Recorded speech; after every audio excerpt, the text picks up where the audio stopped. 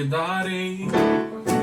darei a ti pelos benefícios feitos a mim. Me lembrarei, Senhor, de tuas grandes obras. Não há outro além de ti. Não há. Meu desejo é te adorar. Mais e mais, sem limites, me entregarei, adorarei.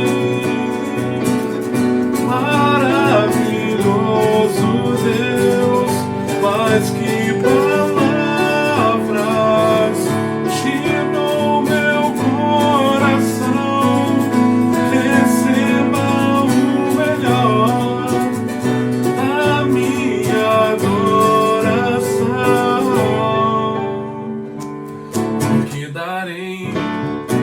darei a ti pelos benefícios feitos a mim. Me lembrarei, Senhor, de tuas grandes obras. Não há outro além de ti. Não há. Meu desejo é te adorar. Mais e mais, sem limites, me entregarei, adorarei. Maravilhoso Deus, mais que palavras, no meu coração, receba o melhor da minha adoração, sem limites.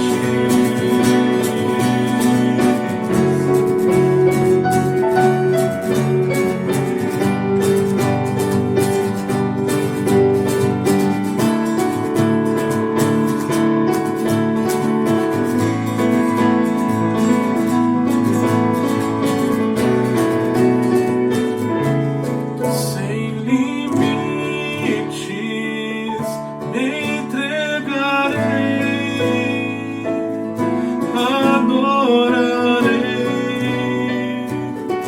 Maravilhoso Deus, mais que palavras, no meu coração, receba o melhor da minha adoração.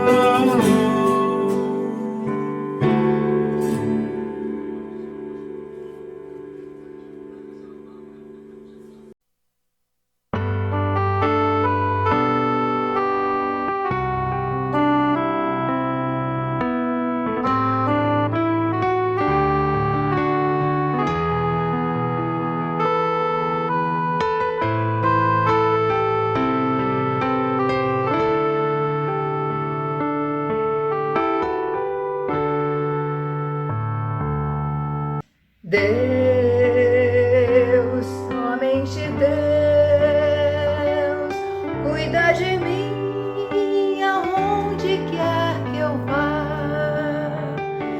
Ele sabe o que vai no fundo de meu ser.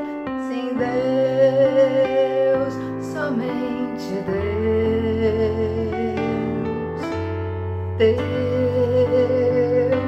Somente Deus pode alegrar todo o meu viver.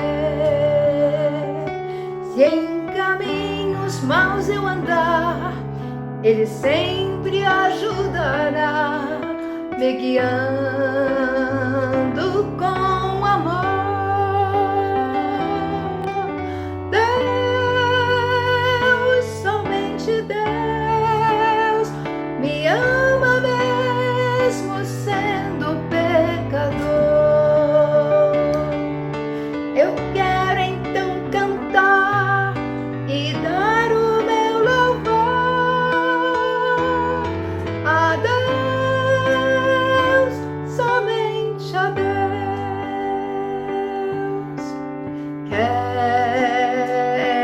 agradecer por isso tudo que fazes por mim, pelas bênçãos sem fim. Grande é o amor por mim, confio sempre em ti. Deus, o grande Rei, me ama mesmo sendo pecador. Eu quero então cantar e dar o meu louvor a Deus, somente a Deus.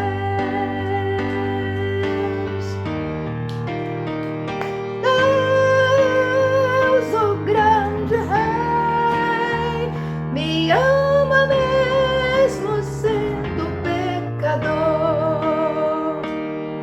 Eu quero então cantar e dar o meu louvor a Deus, somente a Deus.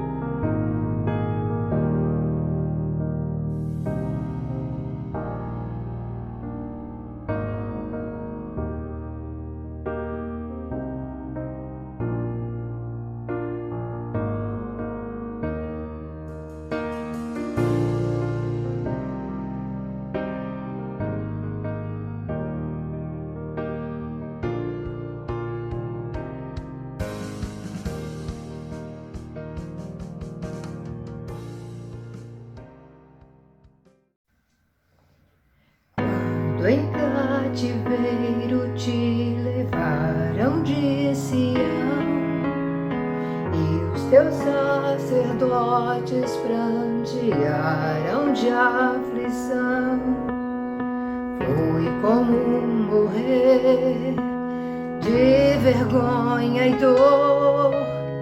Caminhava triste o povo forte do Senhor a Jerusalém, porque deixastes de adorar o Deus vivo que em tantas batalhas te ajudou. Chora Israel num lamento só, Talvez Deus se lembre do bichinho de Jacó. Chora, Israel, Babilônia não é teu lugar. Clama ao teu Deus e Ele te ouvirá. Do inimigo te libertará. Chora, Israel, Babilônia não é teu lugar. Clama ao teu Deus e Ele te ouvirá.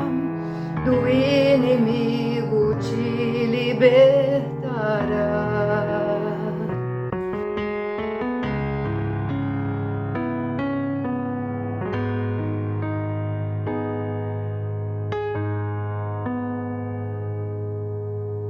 Jerusalém, por que deixaste de adorar o Deus vivo que em tantas batalhas te ajudou? Chora, Israel, um lamento só. Talvez Deus se lembre do bichinho de Jacó.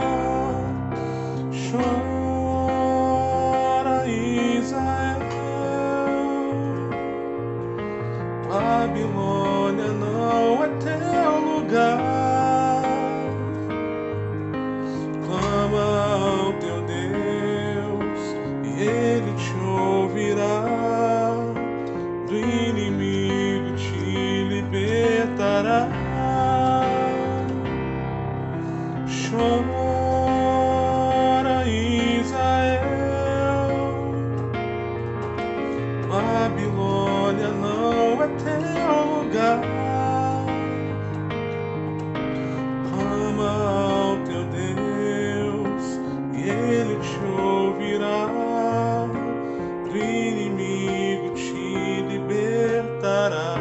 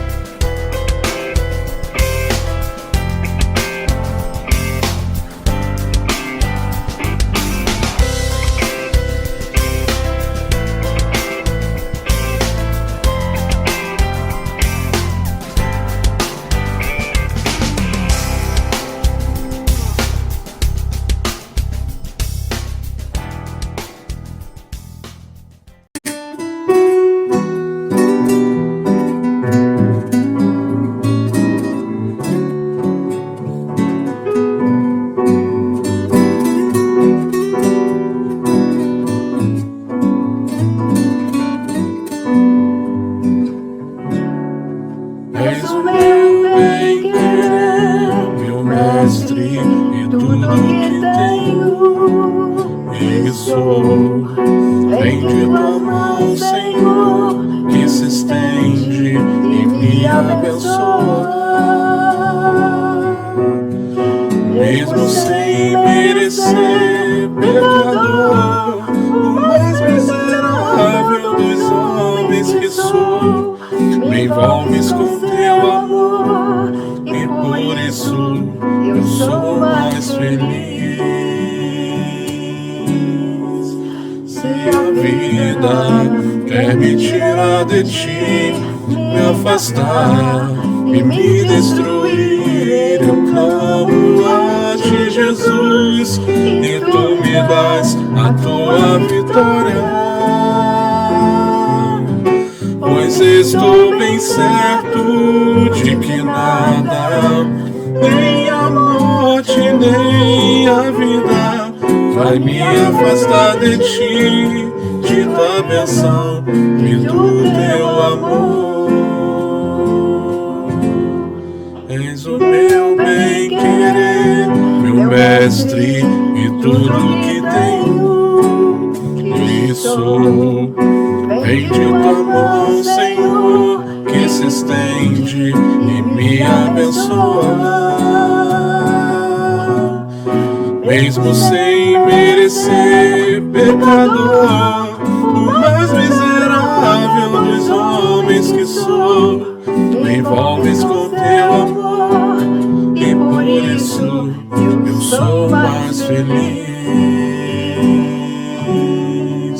Se a vida quer me tirar de ti, me afastar e me destruir, eu clamo a ti, Jesus, e tu me dás a tua vitória. Pois estou bem certo de que nada, nem na morte, nem na vida, vai me afastar de ti, de tua bênção e do teu amor. És o meu bem-querer, te amo como eu te amo, meu Jesus. Me envolves com teu amor, e por isso eu sou mais feliz.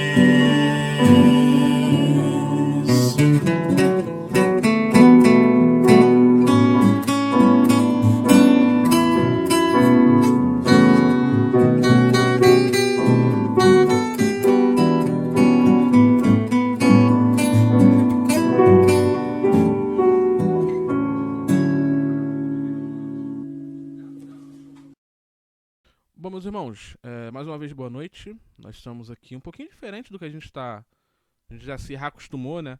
A estar lá no nosso templo, juntos, louvando a Deus, e os irmãos aí de casa cultuando conosco também pelo YouTube.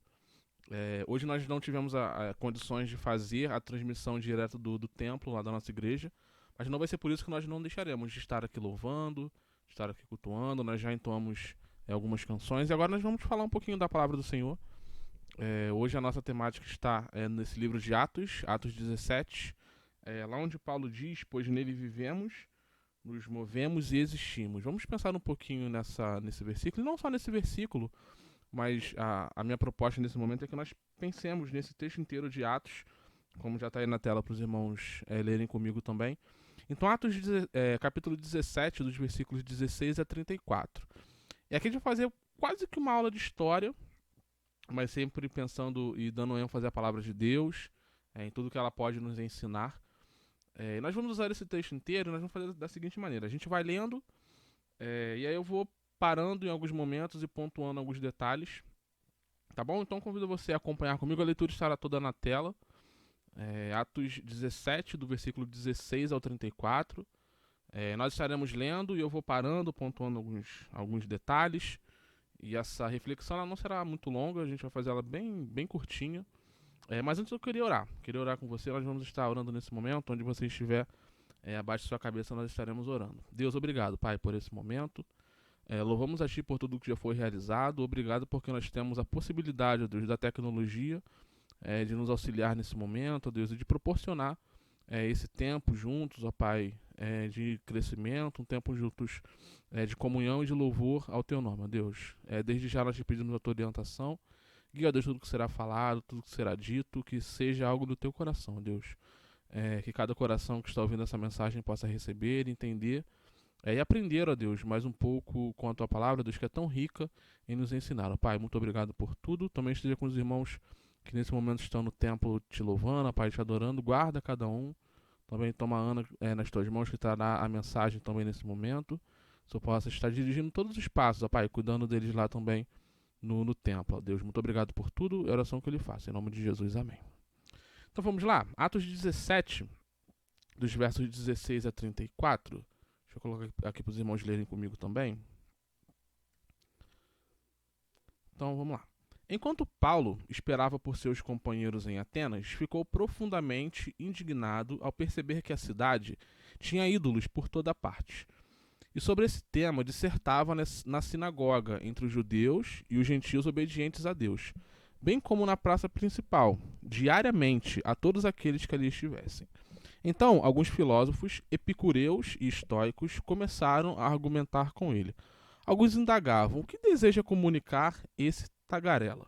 Vamos parar aqui então um pouquinho, vamos pensar nesse texto. E vamos entender um pouquinho o contexto histórico também que está nesse texto. Paulo está no meio das suas viagens, nas suas viagens missionárias. E o povo grego, ele é muito conhecido, e nós conhecemos o povo grego dessa maneira até hoje, pelo seu pensamento filosófico e sobre as coisas da vida, a existência das coisas, fenômenos naturais, etc. Nós temos na mitologia grega, que a gente conhece, acredito que a maioria conheça bastante, é uma grande tentativa de explicar a origem do mundo e tudo o que acontece. Então, quando a gente observa a mitologia grega, que às vezes a gente aprende na escola, em faculdade e tal, é uma tentativa dos gregos de explicarem todas as coisas.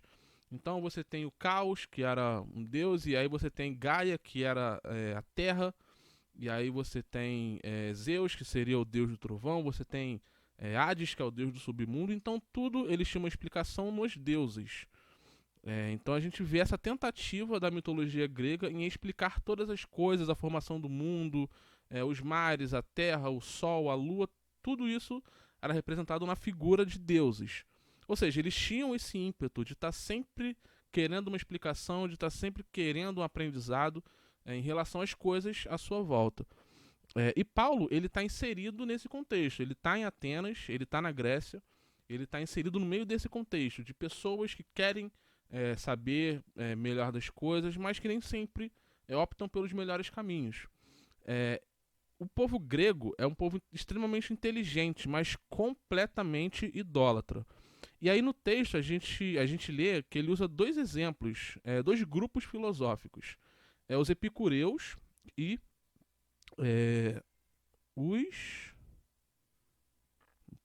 os estoicos. Então, epicureus e estoicos. Os epicureus eram filósofos e seguidores de Epicuro, que viveu entre os anos 341 e 270 a.C. Ele foi um famoso pensador grego, e ele foi criador da tese sobre a ética do prazer, um sistema de valores que originalmente indicavam um caminho para uma vida de paz e satisfação, por meio da busca do bem e da extirpação de certos sentimentos, considerados menores e momentâneos, paixões, dores, invejas, iras, temores. Só que na época de Paulo, esses ensinos de Epicuro eles haviam sido adulterados. E aí os seus adeptos eles pregavam que o prazer, em todas as suas possibilidades, determinava o sentido da vida. Ou seja, eles eram completamente hedonistas, buscavam sempre o prazer, sempre o bem-estar. Então esse era o sentido da vida, era buscar o prazer. Já os estoicos, eles eram discípulos de Zeno, que ele viveu entre os anos 340 e 265 a.C. Foi também um outro importante pensador grego, assim como Epicuro. E ele foi criador da filosofia da vida natural, em que a vida deve conformar-se à lógica da natureza.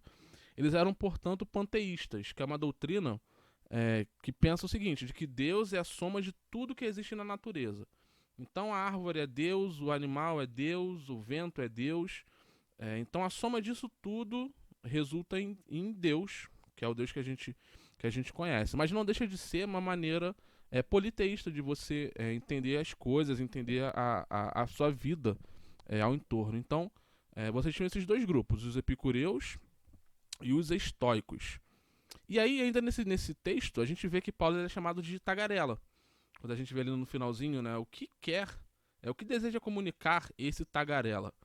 E aí essa palavra, essa metáfora, né, era muito comum de ser usada para poder comparar pessoas que apenas repetiam parte dos discursos filosóficos que normalmente ocorriam nas praças, como a atitude de um papagaio. Todo mundo conhece, né? O papagaio ele só consegue repetir as palavras sem refletir naquilo. E aí, ao sugerirem que Paulo estava tentando apresentar novos deuses, eles entenderam que Jesus e ressurreição seriam um casal de deuses. Então seria Jesus e ressurreição, que em grego é anastasis, que é uma palavra do gênero feminino. Então na cabeça deles, eles entenderam que Jesus e ressurreição seriam outros dois deuses. Só que a gente entende e conhece que não é bem assim. E aí voltando aqui para o nosso texto, então a gente vê que Paulo está inserido nesse contexto, usar uma palavra mais simples aqui, nessa maçaroca de pensamento, nessa celeuma de ideias assim. E ele está inserido nesse contexto totalmente idólatra, sem uma direção, ser uma direção do que realmente é a verdade, que é a verdade de Cristo, que é a verdade de Deus em nossas vidas. Então a gente vê um povo que procurava, mas não entendia o verdadeiro propósito e não conhecia o que realmente importa, que é Deus, não conheciam o Evangelho de Cristo. E Paulo está justamente ali para poder apresentar essa palavra e essa mensagem. E aí, seguindo no texto, ainda pensando um pouquinho nesse contexto histórico, a continuação do texto diz assim: outros comentavam, parece ser um anunciador de deuses estranhos, pois Paulo lhes pregava as boas novas de Jesus e a ressurreição, como eu falei antes. Eles já sabiam que Jesus e a ressurreição eram dois deuses, eram um casal de deuses. Por essa razão, o levaram a uma reunião no Areópago, onde lhe questionaram: podes revelar-nos que nova doutrina é essa sobre a qual dissertas? Pois estais apresentando pensamentos estranhos e desejamos compreender o significado de tais ideias. Porquanto os cidadãos de Atenas, assim como todos os estrangeiros que ali viviam, não se preocupavam com outro assunto, senão falar e procurar saber as últimas novidades. Então, mais uma vez, era um povo altamente filosófico, era um povo curioso, era um povo que buscava saber, entender as coisas à sua volta, todos os acontecimentos. E aí a gente tem a figura do Areópago, que é mais uma derivação da questão da mitologia grega. E aí, em tempos passados, Atenas foi governada por juízes, que eram sábios filósofos, que costumavam se reunir em praça pública para julgar as causas dos cidadãos, legislar e discutir política. E aí, política, o sentido original, é a arte de governar a serviço do povo, a cidade e o Estado.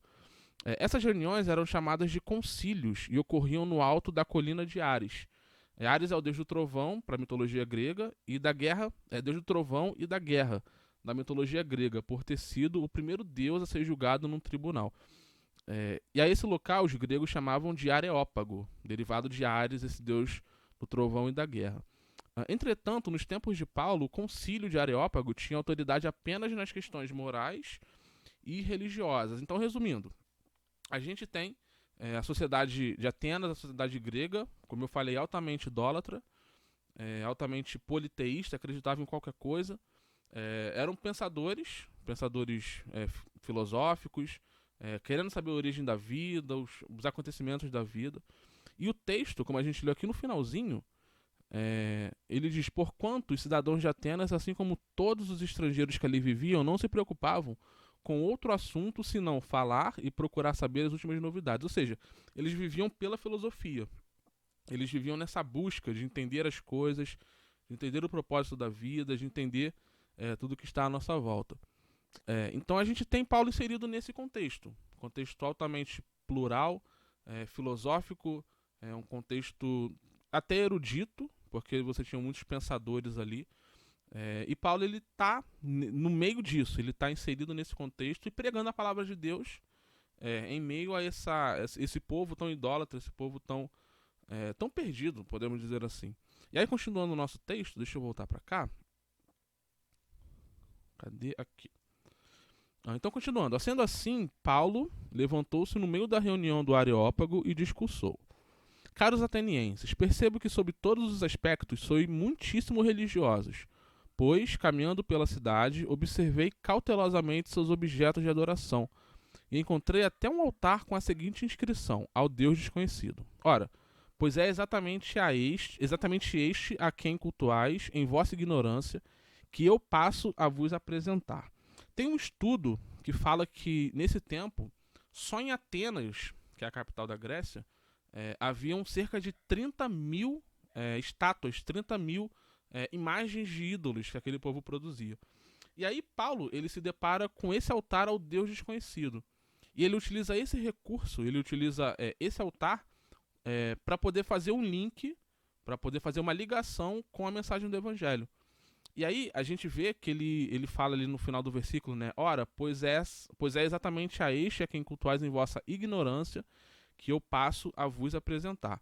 Embora eles fossem um povo muito culto, muito inteligente, pensadores e tal, eles estavam na profunda ignorância, porque eles procuravam e não achavam o verdadeiro sentido, o verdadeiro propósito. E aí Deus ele é poderoso para tirar a gente de qualquer ignorância. Deus ele é poderoso para tirar é para nos tirar de qualquer ignorância. Nós precisamos nos aproximar de Deus e sermos conhecedores dele e da sua palavra. Existe um esforço humano muito grande em tentar entender Deus, em tentar saber quem Deus é. É até um esforço humano em dizer que Deus não existe, a gente vive no meio disso, de ateus que não acreditam em Deus, que acham que tudo é obra do acaso, que tudo foi uma explosão e da explosão você originou tudo, uma sequência de acasos. Mas há um criador, há um arquiteto por trás de tudo que a gente vive. E aí Deus ele tem esse poder para tirar a gente de qualquer ignorância. Uma ignorância de conhecimento, principalmente a ignorância que nós temos de conhecer a Ele. Então nós precisamos nos aproximar dele para cada dia mais conhecer, cada dia mais aprofundarmos na sua palavra, no seu conhecimento.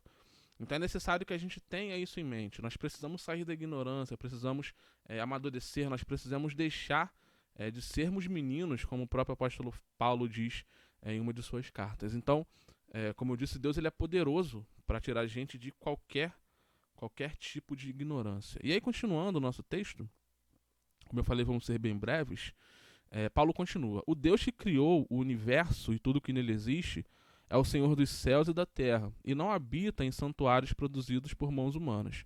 Ele também não é servido pelas mãos dos homens, como se precisasse de algo, porquanto ele mesmo concede a todos a vida, o fôlego e supre todas as demais necessidades. Então Paulo ele está aqui justamente confrontando todo aquele pensamento grego. Enquanto eles estavam buscando os questionamentos, as respostas, Paulo ele vem com a resposta para todos aqueles pensamentos. Os gregos, por exemplo, eles acreditavam que ele traz, né, a questão de Deus ter criado o universo, ele ser o criador de todas as coisas. Os gregos acreditavam que os homens eles brotaram da terra. Então a terra ela fervilhou, ela tremeu e dali ali surgiu o ser humano. Então você tinha esse pensamento grego e Paulo ele vai justamente contra esse pensamento grego. Ele está aqui para poder revelar a verdade àquele povo que vivia nessa ignorância, que acreditavam em qualquer coisa, que qualquer novidade eles aceitavam. Então Paulo ele vai contra a filosofia e a mitologia grega sobre a criação do mundo, além de repudiar toda a idolatria que aquele povo praticava. Deus é a origem do homem, da história, do tempo, e ele nos sustenta a cada dia. Então, além de falar, de mostrar, de manifestar que Deus ele é o criador de todas as coisas, Paulo ele vai contra a idolatria daquele povo, que criava uma imagem para qualquer coisa, que haviam cerca de 30 mil estátuas espalhadas por aquela cidade, cada uma representando alguma coisa, algum deus, e aquele deus você prestava culto.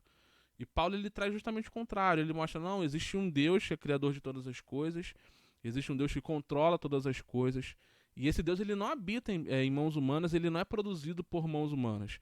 Tem um texto de Isaías, se eu não me engano, que ele fala da idolatria do povo, e fala que o povo pegava um toco de madeira, e eles produziam daquele, o que vamos fazer com um toco de madeira? Vamos fazer um ídolo para a gente. Então eles pegavam aquele toco de madeira, faziam uma imagem de ídolo, e o restante daquela madeira ia para a lareira, para a fogueira. Então a gente vê dentro do povo de Israel aquela idolatria e também dentro do povo aqui grego essa idolatria. E Paulo vem contra isso, dizendo que Deus ele não habita em santuários, ele não pode ser limitado a uma simples imagem, a uma simples estátua.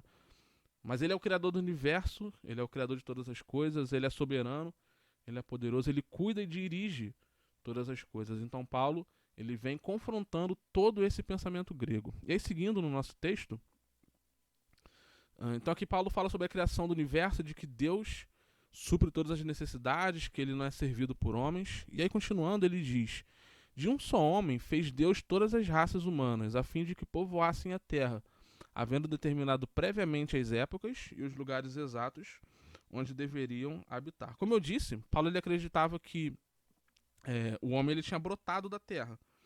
E aí Paulo vem trazendo a figura de Deus como o verdadeiro criador. Então Deus é o verdadeiro criador, sustentador e controlador de todas as coisas em todos os tempos. Ele é o verdadeiro e único Deus, soberano sobre tudo, conhecedor de toda a história. Então Deus ele controla todas as coisas. Por mais que a filosofia humana, por mais que o homem tente o tempo todo negar que Deus existe, tente o tempo todo falar que Deus não existe, que Deus não é presente, de que é só uma criação humana, mas não.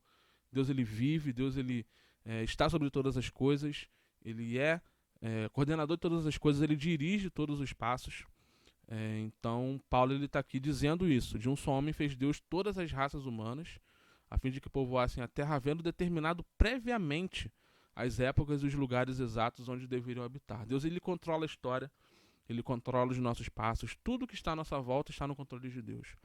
Então Paulo ele traz o tempo todo esse confronto, esse conflito da mitologia grega, da filosofia grega com a verdade da palavra.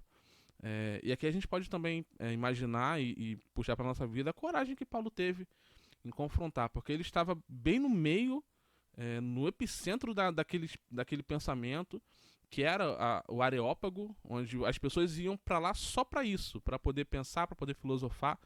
E Paulo estava nesse lugar e confrontando tudo aquilo que já foi pré-estabelecido com a verdade da palavra. Então Paulo ele foi ousado, e que nós também possamos ter essa ousadia que Paulo teve em levar a palavra de Deus. E aí, já caminhando para o final, eu sempre falo que vai ser curto, mas eu acabo me estendendo. E Paulo continua falando: Deus assim procedeu para que a humanidade o buscasse, e provavelmente, como que tateando, o pudesse encontrar, ainda que de fato não esteja distante de cada um de nós, pois nele vivemos, nos movimentamos e existimos, como declararam alguns de vossos poetas, porquanto dele também somos descendentes.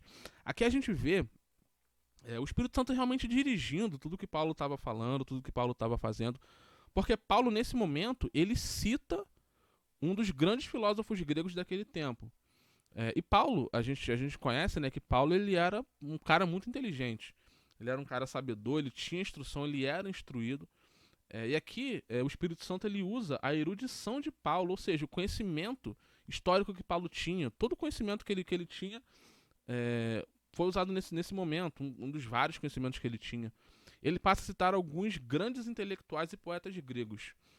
Epimênides, que viveu por volta do ano 600, falou sobre o poder de Deus em sua obra Critica.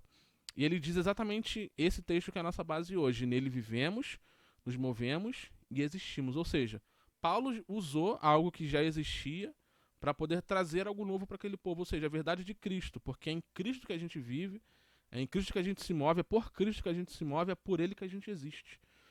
Então Paulo usa a filosofia grega para poder mostrar a verdade de Cristo. E aí ele não para, ele continua. O poeta Arato, que viveu entre 315 e 240 a.C., afirmou na sua obra Fenômenos. Ele disse: somos descendentes de Deus. E Paulo traz isso também na sua palavra lá no Areópago. E mais ainda, a gente vê no hino de Cleanto, em homenagem a Zeus, que significa Deus em grego, ele disse: somos todos da sua descendência. Então Paulo cita também um cântico aqui nesse versículo, no final, né, quando ele diz: porquanto dele também somos descendentes. Então, como eu falei, Paulo ele usou a filosofia grega para poder confrontar a filosofia grega, ou seja, ele usou a palavra que aqueles homens já conheciam para poder revelar a verdade de Deus. E quando a gente pensa nisso, na instrumentalidade do Espírito Santo na vida dele, é fantástico. De usar algo que ele já conhecia, de usar uma inteligência que ele já tinha para poder revelar a verdade. Então Paulo ele usa a filosofia grega para validar e tornar mais familiar a mensagem de Cristo. Deus está ao acesso de todo mundo. Deus não está preso dentro de uma estátua criada pela mão de alguém. E aí, continuando aqui no nosso texto, então a gente vê Paulo usando a filosofia grega para trazer a verdade de Cristo. E aí ele continua: portanto, considerando que somos geração de Deus, não devemos acreditar que a divindade possa ser semelhante a uma imagem de ouro, prata ou pedra, esculpida pela arte e idealização humana. Em épocas passadas, Deus não levou em conta essa falta de sabedoria, mas agora ordena que todas as pessoas em todos os lugares cheguem ao arrependimento. E essa palavra daqui é o centro da mensagem de Paulo e deve ser o centro da nossa mensagem sempre, a mensagem de arrependimento. A mensagem de Cristo, ela é essencialmente sobre arrependimento. E o próprio Cristo, ele é um grande exemplo disso. Quando a gente olha o livro de Mateus, e você vai folheando o início do capítulo do livro, o primeiro capítulo fala sobre a genealogia, o segundo capítulo ele fala sobre o nascimento de Cristo e a perseguição de Herodes, que eles precisavam fugir. O terceiro capítulo fala sobre João Batista e o batismo de Jesus. O capítulo 4, ele fala sobre a tentação de Jesus no deserto. Todo mundo conhece essa passagem. Quando Jesus ele sai do deserto, ele começa o seu ministério. Qual é a primeira mensagem de Cristo? A gente lê lá em Mateus 4,17. Ele diz assim: daquele momento em diante, Jesus passou a pregar e dizer: arrependei-vos, porque é chegado o reino dos céus. Não há mensagem do evangelho sem arrependimento de pecados. A gente precisa... Opa, caiu minha luz aqui. A gente precisa entender e trazer isso a cada dia. Não há o evangelho de Cristo sem remissão de pecados, sem arrependimento. Qualquer mensagem que vier além disso é uma mensagem vazia. Claro, a gente tem os conflitos da nossa vida, a gente tem as dificuldades do nosso dia a dia, mas a mensagem essencial, a mensagem primordial da cruz é arrependimento. E Paulo ele vem trazer isso ao povo grego quando ele diz no final: em épocas passadas Deus não levou em conta essa falta de sabedoria, mas agora ordena que todas as pessoas em todos os lugares cheguem ao arrependimento. As palavras elas podem até emocionar a gente, fazer a gente chorar, sentir algo bom, mas se não houver o chamado ao arrependimento, qualquer palavra se torna vazia e seu efeito não será pleno, verdadeiro. Então não há mensagem da salvação, não há mensagem de Cristo sem a gente falar de arrependimento.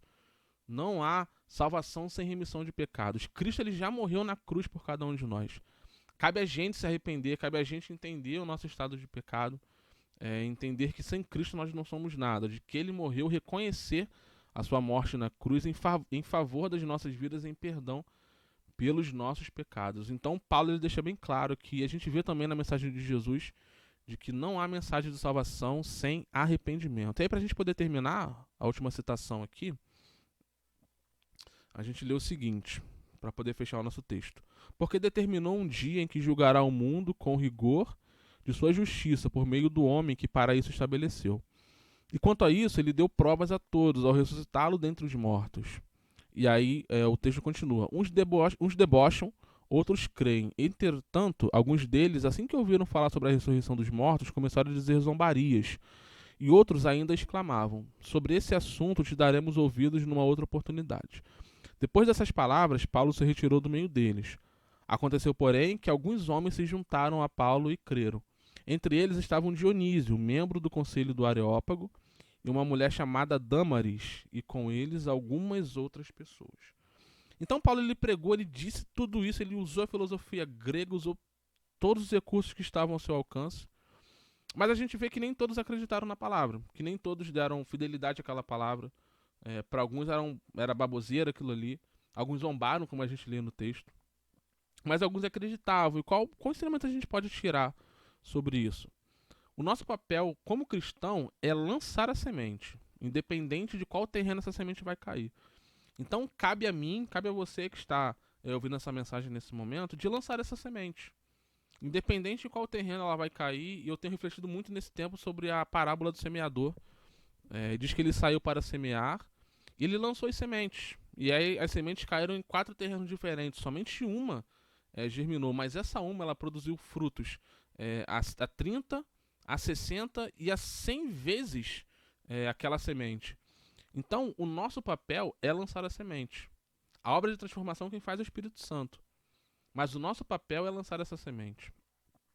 Paulo ele teve o trabalho de apresentar a Cristo a um povo totalmente culto e filosófico, pensadores de todas as coisas pertinentes à vida e totalmente abertos a novos pensamentos. Podemos pensar que esse lugar poderia ser extremamente fértil, ou seja, as pessoas estavam com a mente aberta para receber qualquer mensagem, mas sem uma manutenção, muito provavelmente essa mensagem seria esquecida com o tempo, dando lugar a uma nova filosofia. Como a gente viu, né, aquele povo estava o tempo todo querendo novidade, e novos pensamentos e novas ideias. E aqui a gente vê também uma figura importante na nossa vida cristã, que é a figura do discipulado, da gente cuidar, cuidar dessa vida que aceita Cristo. Mas como eu falei, o nosso papel de cristão é sempre lançar essa semente. Deus ele vai fazer germinar, e se nós vermos essa árvore germinando, a gente vai cuidar dela, a gente vai ser um discípulo, a gente vai acompanhar o crescimento. mas não há planta sem lançar semente. Então que nós possamos ter isso sempre em nossa mente. E aí, para a gente poder terminar, filosofia humana nenhuma pode limitar quem Deus é. As inúmeras tentativas humanas de explicar Deus serão sempre falhas. Nós não somos capazes de limitar a Deus e resumir Ele a apenas uma força, uma manifestação, uma sensação. Ele é criador e sustentador de todas as coisas, conhecedor de todos os tempos em todos os momentos, escritor da história e consumador de tudo. E aí a gente volta lá no versículo 28, que é o nosso texto base hoje, que diz: pois nele vivemos, nos movimentamos e existimos. Ele é a razão, ele é a força motora e ele é a essência. Ou seja, Deus é a nossa razão, Cristo é a nossa razão, a nossa força motora e a nossa essência. E o Evangelho ele é poderoso para transformar lugares, culturas, pensamentos, condutas, tudo. E eu quero encerrar com 2 textos pensando nessa frase final.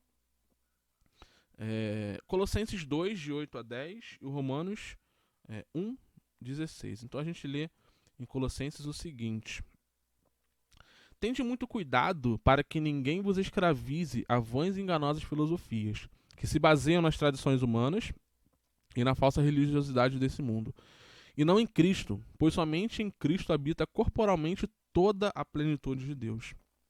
Assim como em Cristo estáis aperfeiçoados, Ele é o cabeça de todo o poder e autoridade.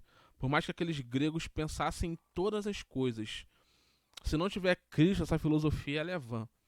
Se não houver Cristo, se nossa mente não for como a mente de Cristo, todo pensamento ele vai ser vão, toda a construção filosófica ela vai ser vã, toda a teologia ela também vai ser vã. E aí, para a gente poder fechar, pensando na ação de Paulo, ele mesmo diz lá em Romanos 1,16 o seguinte: porquanto não me envergonho do Evangelho, porque é o poder de Deus para a salvação de todo aquele que nele crê, primeiro do judeu, assim como do grego. Ou seja, Paulo levou aquela mensagem, ele foi zombado, foi escorraçado, palavras mais simples, foi zoado pelo povo, mas ainda assim ele não abriu mão daquilo, ainda assim ele se sentiu impulsionado a levar essa mensagem. E mesmo que nem todos acreditaram naquela palavra, mas houveram frutos.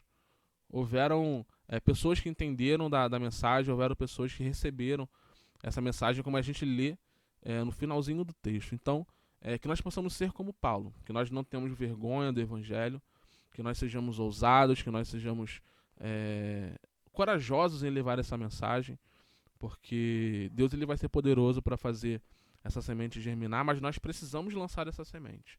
Então que nós possamos ser como Paulo, independente da situação, do lugar onde a gente estiver, que possamos levar essa mensagem. Bom, eu falei que ia ser curtinho, mas a gente já tem meia hora aqui já de compartilhamento, mas eu queria orar mais uma vez com você, que você possa se sentir motivado também em servir a Cristo, em levar essa mensagem àquelas pessoas que necessitam. Vamos orar? Deus, louvamos, ó Pai, o Teu nome, somos gratos a Ti, porque o Senhor tem sido bom nesse tempo. Louvado seja o Senhor em todo o tempo, ó Deus, através das nossas vidas. Nós queremos te agradecer por esse momento e te pedir, nos dê ousadia, ó Pai, que Paulo teve naquele tempo, de levar a Tua mensagem, e que possamos, independente da situação, do momento onde estivermos, do local onde estivermos, ó Pai, levar a Tua mensagem. Senhor, dá-nos sabedoria, possamos ser a cada dia mais instruídos no Teu Evangelho, na Tua sabedoria, ó Deus, e que não possamos nos levar, ó Pai, pelas filosofias desse mundo, pelos pensamentos desse mundo, mas possamos buscar, ó Deus, a sabedoria em Ti. Obrigado por tudo. É a oração que eu lhe faço, Deus, em nome do Teu Filho amado Jesus. Amém.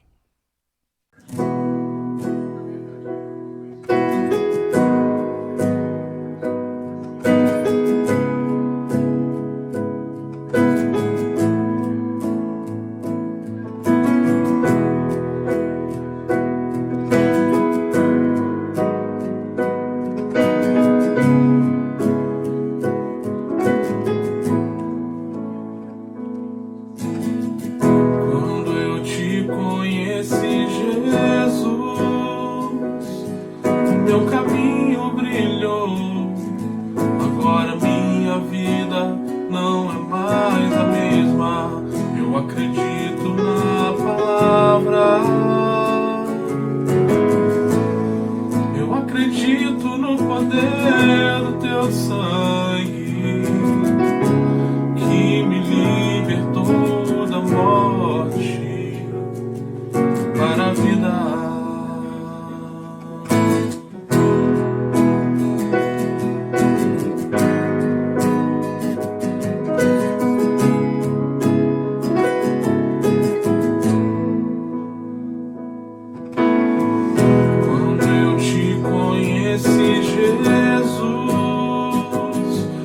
meu caminho brilhou. Agora minha vida não é mais a mesma. Eu acredito na palavra. Eu acredito no poder do teu sangue, que me libertou da morte para a vida. E a vida que eu vou viver agora é pra um motivo bem maior que o meu. O poder do amor, da ressurreição, e aquela velha cruz está vazia agora. E a vida que eu vou viver agora é pra um motivo bem maior que o meu. E o poder do amor, da ressurreição, e aquela velha cruz está vazia agora.